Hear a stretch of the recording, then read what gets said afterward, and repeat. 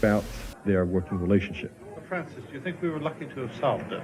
Or was it real brain work on our part? Well, I guess we were certainly lucky. And, of course, you give the impression in your book, Jim, we didn't really do too much thinking. But we were lucky, I think, for two reasons. We were thinking about the problem at the right time. And then the two of us, by collaborating, when one of us got on the wrong track, the other one could get us out of it. I've often had the thought that in a slightly different way, that if either of us, were either 2 years older or 2 years younger, at least in my case, I would have never solved it. So you see what's happened. We've jumped from a drama about Watson and Crick to this wealth of... So with all this jumping around in what's supposed to be a drama, what happens to stories? More to the point, what happens to authors? Haven't you ever wished in writing a story that you could take several alternative paths through it? No. Don't talk such rot. I happen to know you've written interactive fiction yourself. Shut up and don't be difficult. Push a button. Can go out the door. I click here. Who are the children? Are they playing a computer game? No, they're far too old for that. They're playing at cat and mouse. It's a form of interactive storytelling. Press on the path, come on. Press on the path. And press on those leaves, go. My stories are different from stories that a child would read in a book because, first of all, they're very much visually oriented. The child actually moves the pointing device to an area that interests her. And there may be several on the screen at one time, and she can choose which one looks the most interesting to her.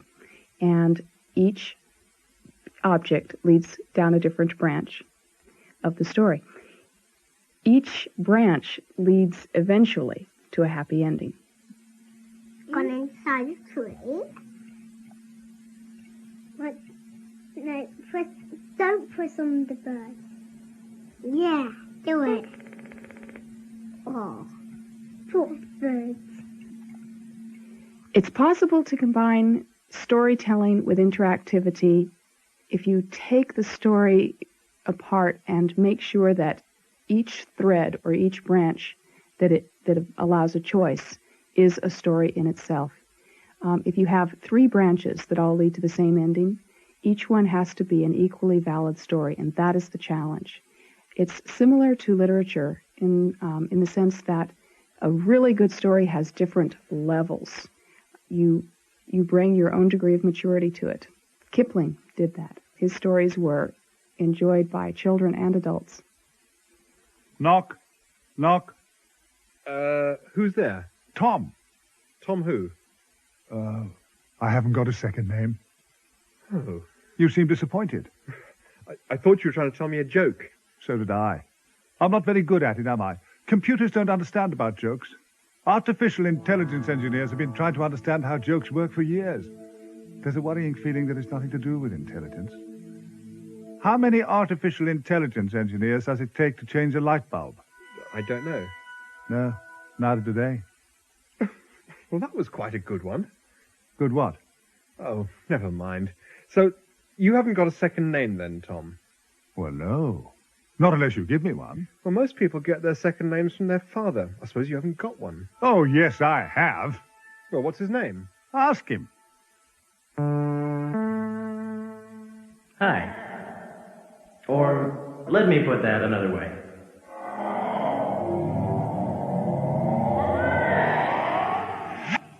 Hi. My name is... Well, I have a problem with my name. The people who created me, Michael Warman and Brandy Graff, did a pretty amazing job. I represent one of the most astounding feats of real-time computer animation to date. I can talk, I can sing, I can... Well, all right, I can't dance because I haven't got a body, but who's perfect? So what did they call me? Supremo the Magnificent? Zagarabanza the Completely Astounding? No. They called me Mike. I think people will get that skill at representing human faces, that you will be able to make it indistinguishable. In fact, when we first did our work, we had it to a point where we had to back off in the lighting to make it clear that this is not someone who was shot, a real person like Max Headroom shot and then post-processed to make him look computer.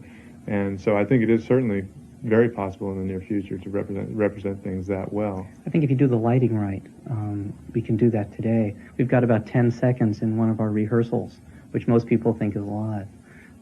I think we got lucky, but I don't think it was a mistake.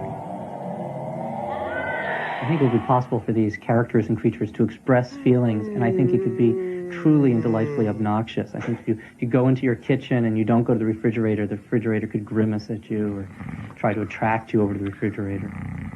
Tom, I feel my whole working life has been a crusade against the mere possibility of talking fridges. Is this really your idea of a great future? A world where fridges talk? Because if it is, I'll wake up. Then where will you be? I'll still be here. Where will you be? Back in the real world. How would you tell? Well, walls, ceilings, floors, and so on. Can be very deceptive stuff. What do you mean by that? This.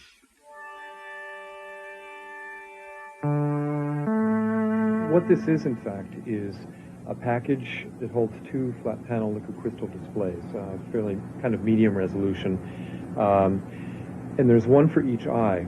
We look at those through very wide angle optics. The idea is to try to match human field of view as much as possible. We can see about 180 degree field of view. These optics give us about 120 degree with a true stereo image.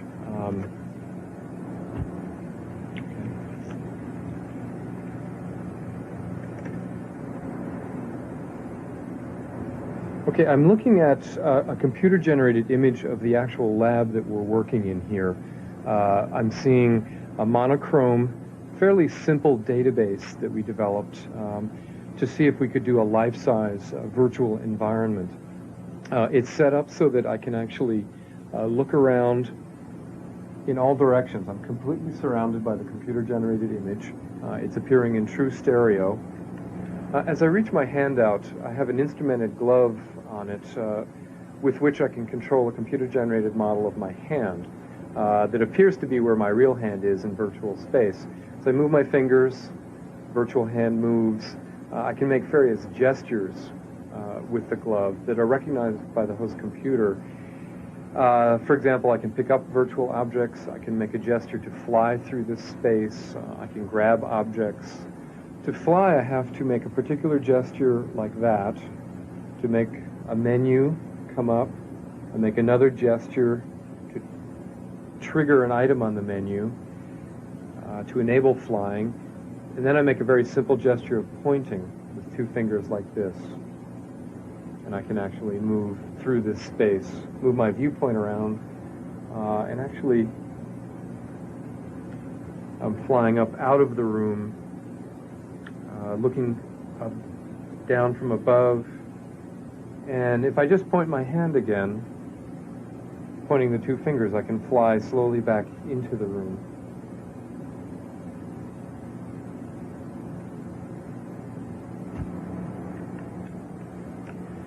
Some of the more commercial applications of the technology we've developed here appear to be, certainly in the recreation and entertainment industry, this idea of entertainment or interactive fantasy, where literally a game player could become a character in You could be driving your own character, or you could be creating your own character while you're playing the game. Of course, it would have to be fairly unconscious so that you weren't spending all your time just thinking about that. But you could be beautiful, or you could be ugly, or you could be a single point of light. If we're going to spend all our time reinventing ourselves in a computer, what's going to happen to families and things? I know what you're trying to say. When I were a lad, we used to make our own entertainment. We used to walk into living room and switch on the telly ourselves. All right, so what do families do now, then?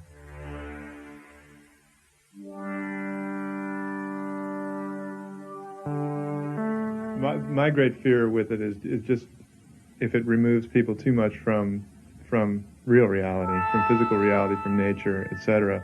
In the same way that living in a city does somewhat. There's a lot of fascinating. People do it already. When people go together to go to a movie, they are in a virtual reality. What's different is that it isn't interactive and it isn't under their control. When you read a novel, if everyone reads a novel, in a way they are sharing a virtual reality. But it's visual environments and lands and characters in a manner that is convincing and yet is totally fantastic. I think that words are a poor way to show it. I think what you have to do is you have to do it. Tom, are you there? Sorry, I was just having a virtual cup of tea. It's all right, I've virtually finished it now. Tom, Michael Warman just said that in order to understand this, you have to experience it for yourself. Yes, very true. Bright man. Needs a shave, but he knows what he's talking about. Well, I think I'd like to do that, please. What, shave?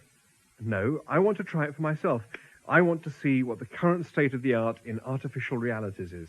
Oh, why be so modest? It doesn't have to be the current state of the art. I mean, this is a dream after all. Why not take advantage of it? Very good. Your glove, sir? And sir's virtual reality helmet, sir? You seem to have gone all obsequious again, Tom. I know that sir secretly prefers it, sir. If sir will just lean forward a little, I'll wish sir bon voyage.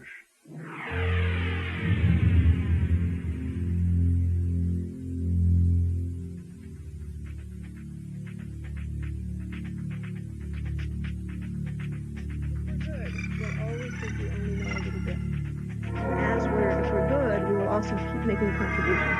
Because we're not talking here about gizmos. We're talking here about changing the way we think. In the medium by which we can begin to display this. I would predict by the early 90s that this will become a universally accepted method of communication and become dominant, even replacing linear television. That's, This is a whole new sense. Interactivity is a sense in itself.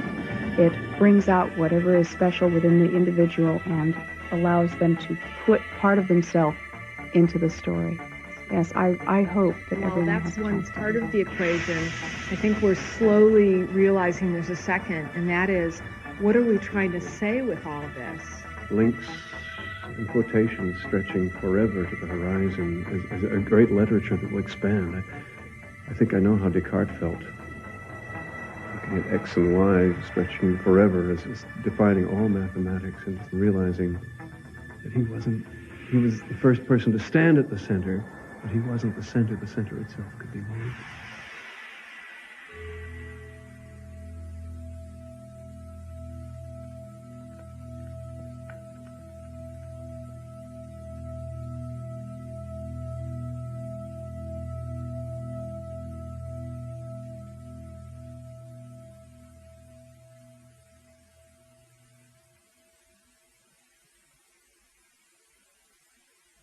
Those, then, are the prospects for tomorrow.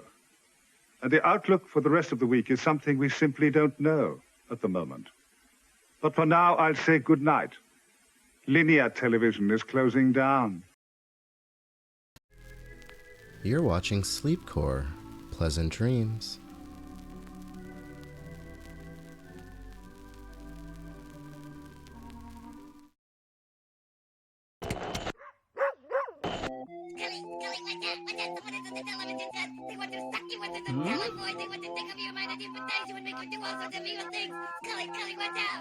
Hey, this isn't Seinfeld.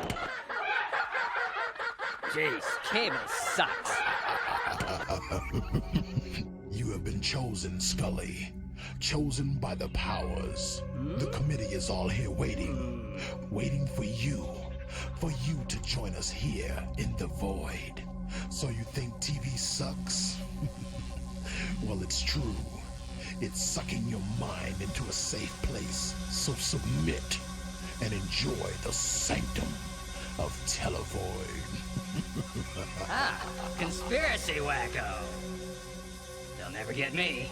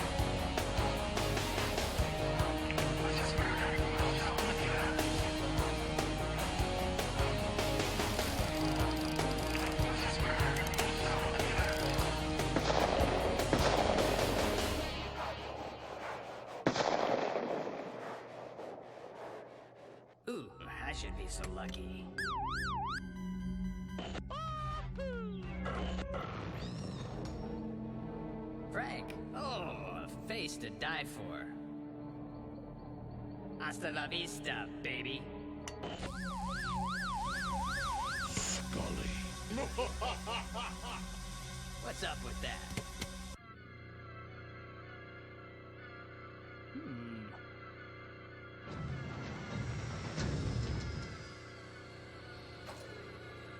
Stand by. Mission launch underway.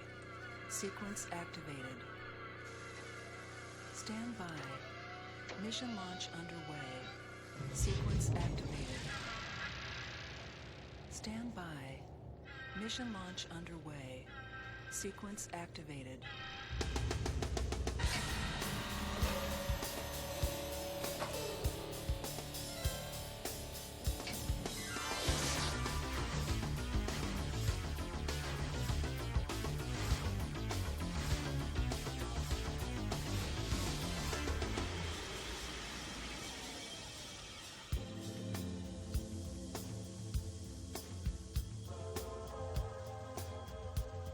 You are now entering an enemy industrial complex.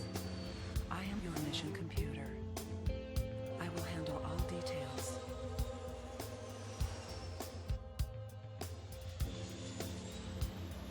You must infiltrate to point F6 and blast with your handheld disruptor. The explosion will start a chain reaction that should destroy an Element 115 extractor facility. You will have 1 minute to escape from the complex. Security breach. Security breach. Security breach.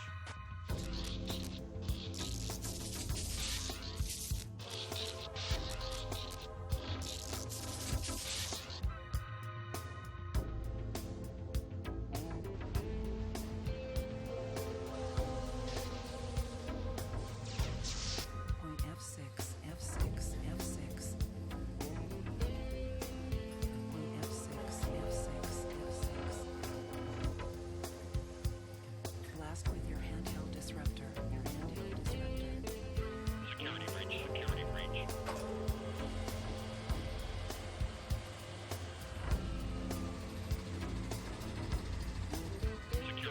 Security breach.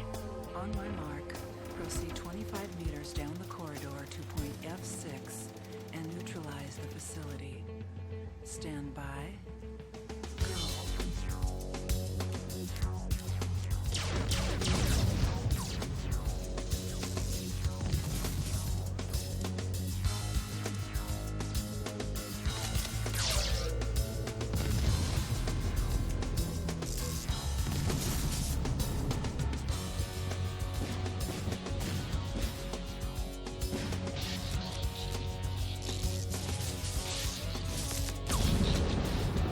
You have 1 minute to reach minimum safe distance.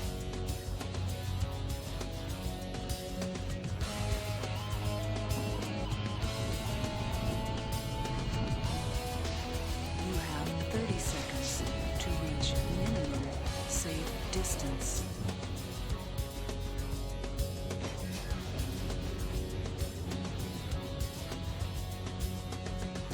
You have 10 seconds to reach minimum safe distance. 5, 4, 3, 2, 1.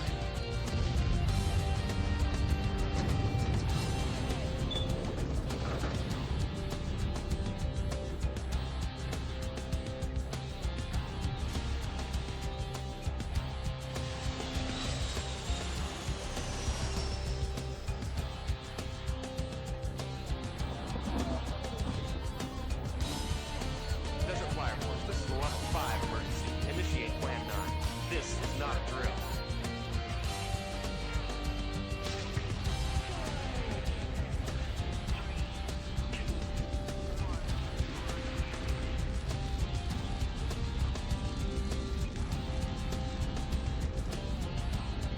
The intruders have sabotaged the extractor facility. Command is losing power in many sectors.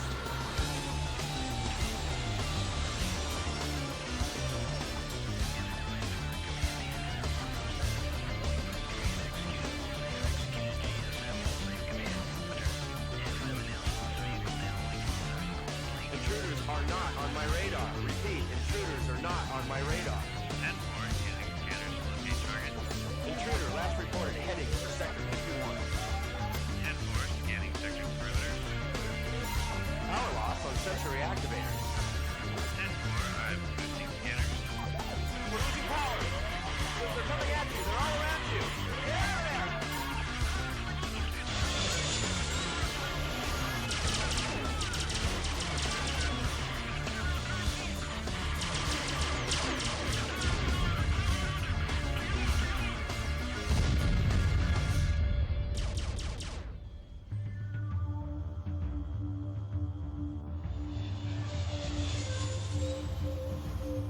Congratulations. Your mission has been a success. You are now returning to base.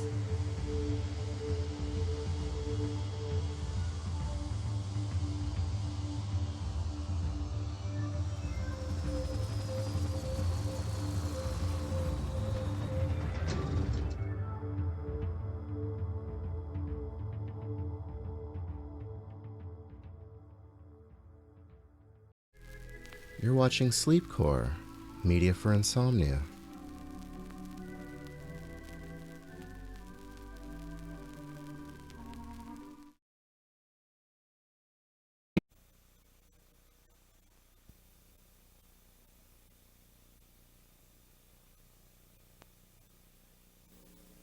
You can imagine that simulating the weather of the entire Earth all at once is a big job. Managing the resources to accomplish that goal is one of the responsibilities of NCAR's Scientific Computing Division, or SCD, which occupies over 15,000 square feet in the first basement of Mesa Laboratory. SCD operates 24 hours per day, 365 days each year, and is in fact perhaps the largest and most sophisticated atmospheric computing facility found anywhere in the world. Now let us begin our tour. The Cray YMP 8864 was installed at NCAR in May 1990. It contains 8 parallel processors capable of performing over 1 billion floating point calculations per second. The input-output system, IOS, and the solid-state storage device, SSD, are contained in the 2 wings, which make up the YMP-8's configuration. The SSD provides 256 million 64-bit words of electronic storage, similar to random access memory, or RAM. The input-output subsystem controls the flow of data moving back and forth between the YMP-8 mainframe and the other computer systems elsewhere in the room. The YMP-2D-216 was installed in June 1991.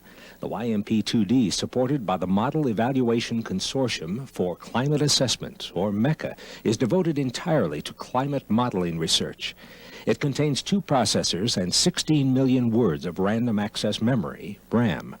The iOS and SSD are contained in the wedge, which is located near the mainframe.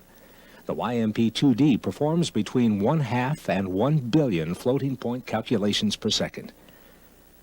Disk storage for the YMP-8 is provided by 16 DD49 disk drives, each storing 1.2 gigabytes of data, and 8 DD40 disk drives, each storing 5.2 gigabytes of data. The YMP-2D has 4 DD41 disk drives, each storing 4.9 gigabytes of data. To the right of the DD49s is the intermediate disk storage, which consists of 24 IBM 3380 disk storage units, each providing 5 billion bytes of storage for a total of 120 billion bytes of fast access storage. These disk drives are used for temporary intermediate storage of archived data files that are accessed most frequently by SCD's users. The StorageTech 4400 Automated Cartridge System, ACS, a fully automated information storage system, was installed October 1989.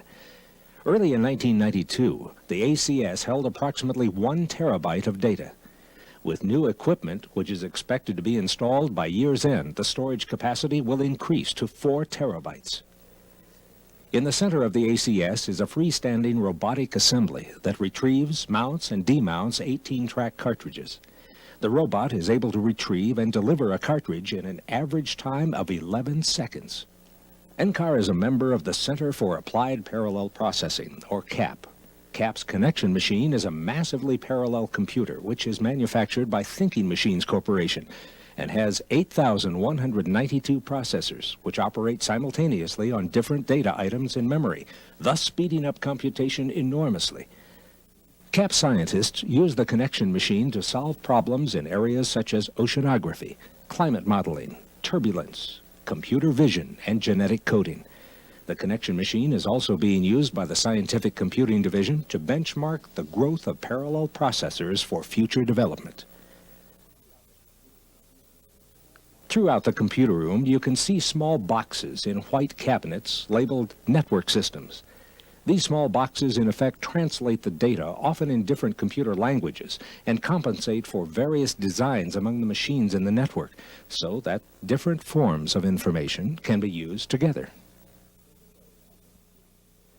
In this area of the computer room is the Gandalf Port Contention Device, or PAX, which is in effect a sophisticated switchboard that can handle up to 1,000 incoming and outgoing calls at once.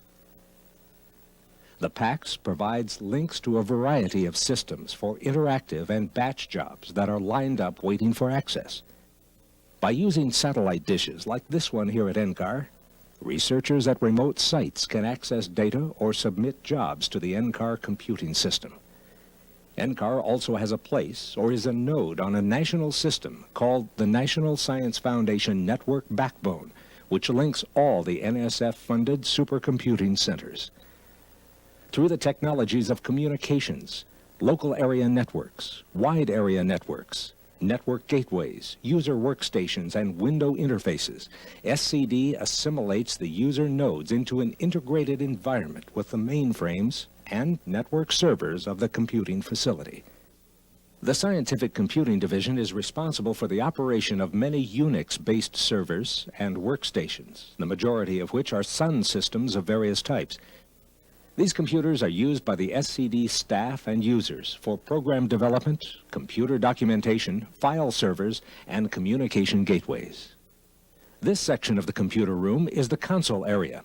Here, operators monitor all of the computer hardware. These consoles alert the operators to bottlenecks that could slow down traffic on the network and to erratically performing programs, as well as computers having hardware failures. The consoles also inform the operators when tapes need to be mounted. Our peripheral read-write devices consist of half-inch tape drives, cartridge systems, and 8mm video cassette drives. The console operators control the restart procedures when it's necessary to bring a device back up after it's been shut down for maintenance or after an equipment failure. IBM 3490 and Storage Tech 4480 dual data cartridge storage systems provide 12 cartridge drives for intermediate and archival storage. These drives require that cartridges be mounted manually by the operations staff. A tape cartridge holds more than twice the data of a half-inch 2,400-foot magnetic tape reel. Its smaller size and faster data access speed make it preferable. As of June 1992, 26 terabytes of data reside on approximately 100,000 of these cartridges. The IBM 3090 controls the IBM 3490 tape cartridge system, the IBM 3380 disk farm, the IBM 3420 tape drives, the Storage Tech 4480 cartridge system, Storage Tech 4400 automatic cartridge system, 2 Xerox 4050 laser printers, and 8mm video cassette drives. These are SCD's 2 Xerox 4050 laser printers. They can produce 50 pages per minute of printed text or graphics. Today, computer output is no longer just in the form of numbers. SCD's computer graphics department can provide more usable output for scientists in the form of images which can be animated. Most graphic output is produced by 4 Dicomed D48 film recorders. 2 are dedicated to color film output, and the other 2 are dedicated to black and white film output. The film processing system utilized at NCAR was designed and developed specifically for NCAR's needs by members of the SCD staff. SCD also supports the production of 16mm movie film from the data the computers produce. The old saying, "A picture is worth 1,000 words," is very true, but animation provides even more information. Scientists can easily take this portable data with them when they give seminars or travel to other research institutions. Many jobs utilize SCD's graphics output capabilities. In fact, the SCD graphics output group processes over 100 billion bits of data, resulting in the production of 900,000 frames of film per month. During 1992, in response to changing user demands, videotape became available as an additional output medium, giving local and remote scientists the ability to produce high-quality animation simply and effectively. Initial formats include VHS, Super VHS, 3/4-inch U-matic, and 3/4-inch U-matic SP. Additional formats will become available dictated by user demand. The floor of the computer room is carpeted with special anti-static carpet tiles, allowing the normal static charge of the human body to discharge into the floor rather than into the equipment. This prevents accidental damage to the sensitive circuitry within the computers. The floor is also elevated about 26 inches above the concrete underfloor. The elevated floor allows room for intricate and complex wiring for the various computer systems, as well as directing the cool air supply to the computer systems. The computer room must be kept at 68 degrees Fahrenheit plus or minus 5 degrees, and at 45% relative humidity to ensure proper operation of the computer systems. This view shows the console, which monitors various environmental concerns such as temperature and humidity. It also monitors fire alarm status. When any of these parameters are out of bounds, an alarm sounds, calling the operations staff to immediate action. Many motors and blowers in the room make for a slightly noisier and cooler environment than most people are accustomed to. Large motor generators convert 60 Hz power to the 400 Hz power required by the Cray supercomputers and their disk controllers. The entire Cray system, including all peripherals, requires 347 kilowatts of 400 Hz power and 83 kilowatts of 208 and 120 volt 60 Hz power per hour. Computers demand a constant flow of clean electrical power. Any sudden drop, surge, or slow reduction or brownout of power can be damaging to the computer equipment.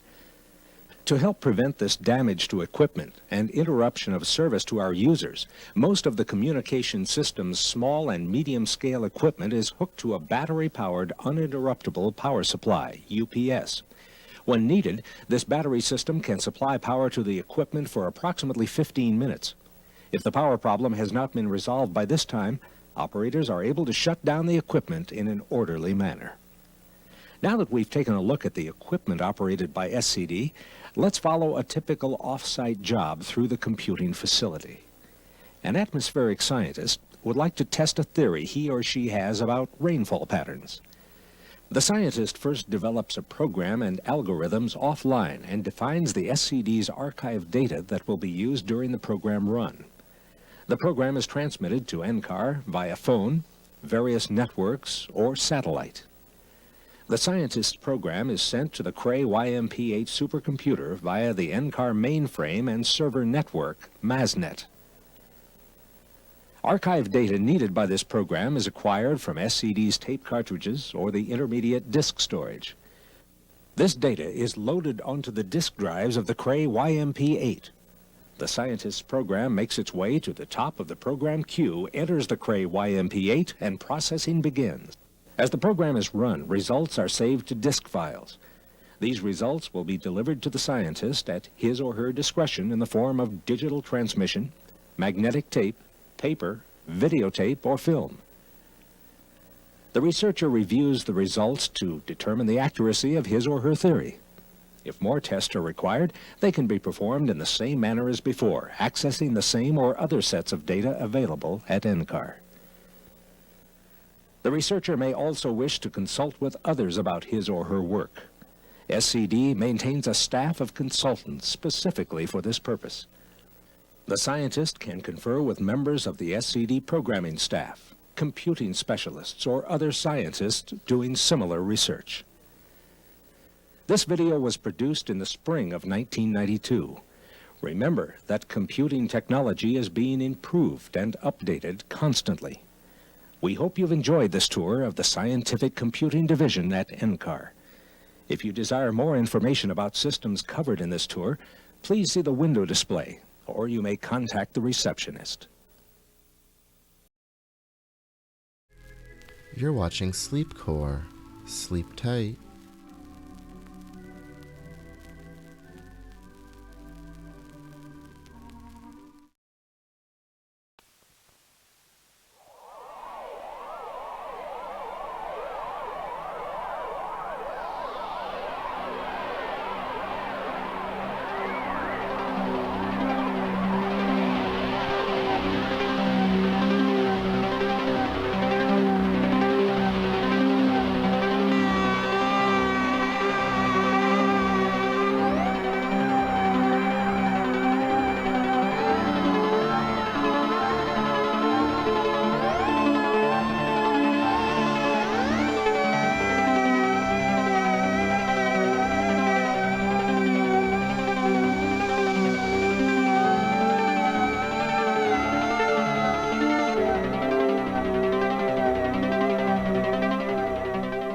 We are flying over the Lorenz attractor. It is a model of deterministic chaos. It was discovered in 1962 at MIT in Boston by Ed Lorenz while he was modeling global weather phenomena. His mathematical modeling led to equations that are known today as Lorenz equations. These equations describe three selected Fourier modes of the speed and temperature field. The space shown in the film is thus a kind of artificial mathematical space and shouldn't be confused with the ordinary space that surrounds us. In this abstract space, the red tetrahedron describes the trajectory of a typical particle.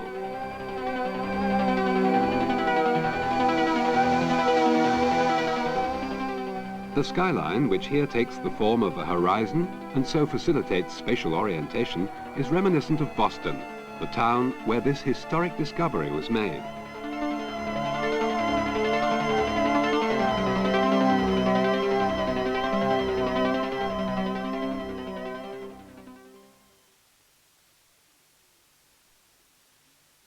In the following 5 experiments, we examined the essential qualities of the Lorenz attractor. Why is it called an attractor? In our first experiment, we show the effect of the Lorenz equations on various test volumes.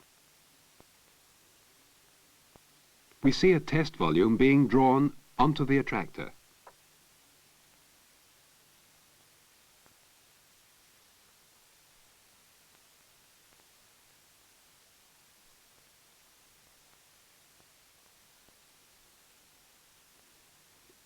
Every kind of test volume is attracted in that way, though their paths towards the attractor are very different. But it can be seen that they always shrink together. What happens to them later?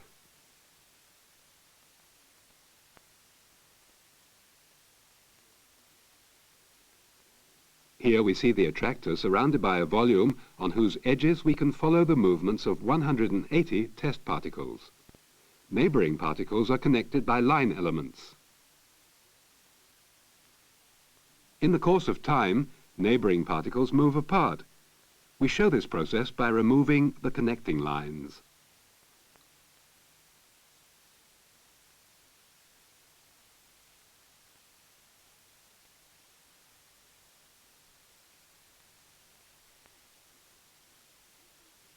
Let's repeat the experiment using a different spatial perspective.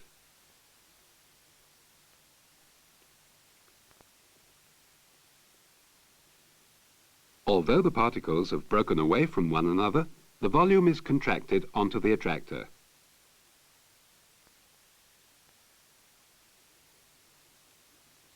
The particles get whirled around and completely jumbled through the movement on the attractor.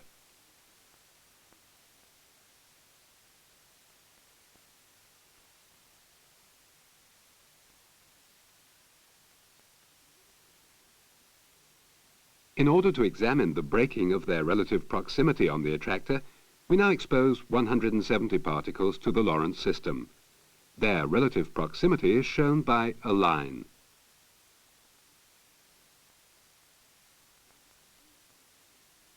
Once more, we remove the connecting lines when neighboring particles have moved more than a certain distance away from one another.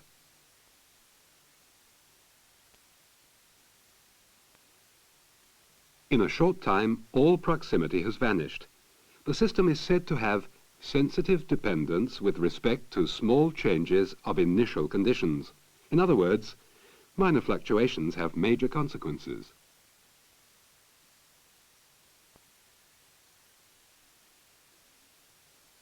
However, the system doesn't drive all the particles apart. It just jumbles them up completely. In this respect, it is similar to a kitchen blender mixing spices into dough.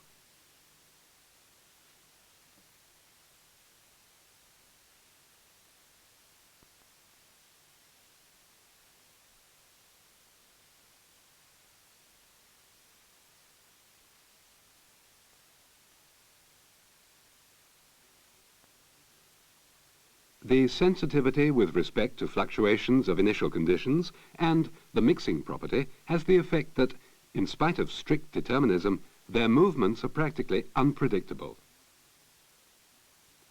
The movement here is reminiscent of the eruption of lava masses.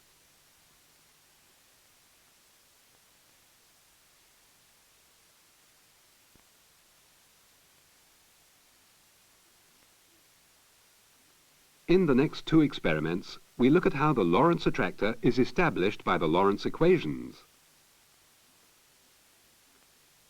The Lorenz equations are indeed based on parameters. We now vary one of the parameters, r, between the values of 1 and 28. We first examine the stability of the stationary points. By means of a small surrounding cube, we examine the stability of the spiral points. The parabola describes the path of the spiral points when r is altered.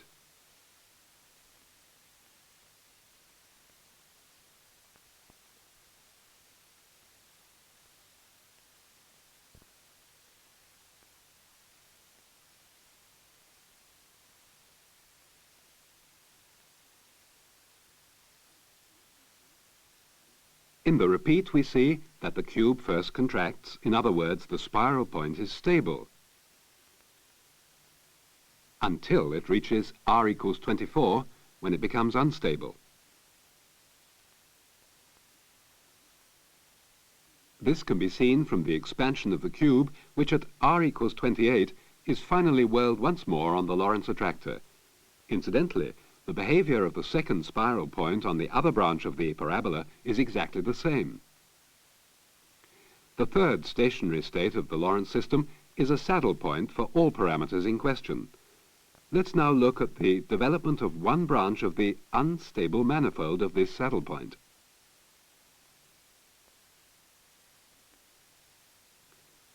If we alter r, it first spirals into the spiral point and then develops into a homoclinic orbit at about r equals 13.9. At higher r values, the manifold turns towards the second spiral point.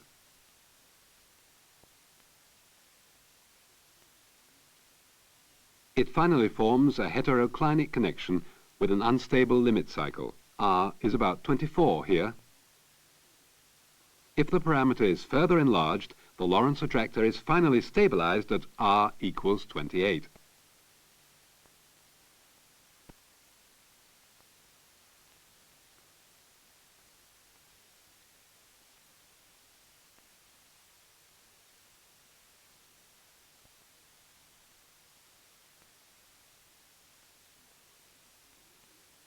In our final experiment, we show the Lorenz experiment, which made scientific history. This experiment shows how the chaotic properties of the attractor are tied up with the dynamics of one-dimensional mappings. On the left, we see a typical trajectory on the attractor. The attractor is put into space in such a way that the z-axis points upwards. The experiment consists of a simple measurement. Measurements are made of maxima in the direction of the z-axis. For example, now, and now, and now. We document our measurements on the right. We present each pair of successive maxima side by side as a point in the coordinate system, just as in the iteration of a mapping. In other words, we mark the value of the last maximum with an arrow on the abscissa. The greater the value, the further right is the arrow. We then register the value of the following maximum over the arrow. First, we see what appears to be the simple development of a curve based on the maxima.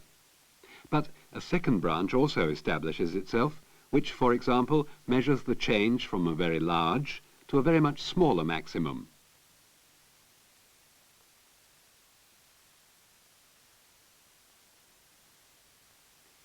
To summarize, we can see that the measurements in our diagram seem to constitute a simple graph of a one-dimensional mapping, whose iteration, then, would describe the distribution of the maxima along a trajectory on the Lorenz attractor. In fact, it is known that our measurement does not lead exactly to a graph of a mapping. Nevertheless, this experiment by Lorenz represents a decisive step forward in research into the chaotic dynamics of one-dimensional mappings.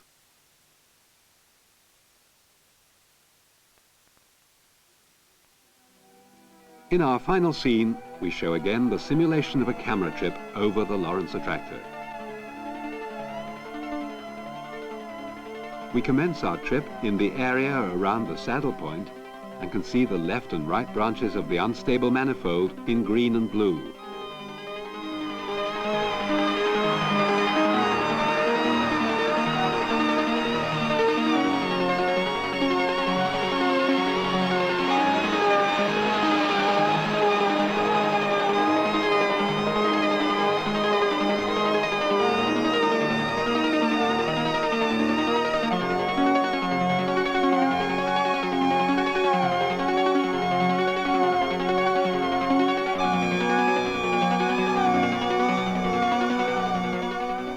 At this point of our camera trip, we're still in free movement. Whereas now, we are linking up with the movement of the test particle. In this way, we see the Lorenz attractor from the perspective of a flown trajectory.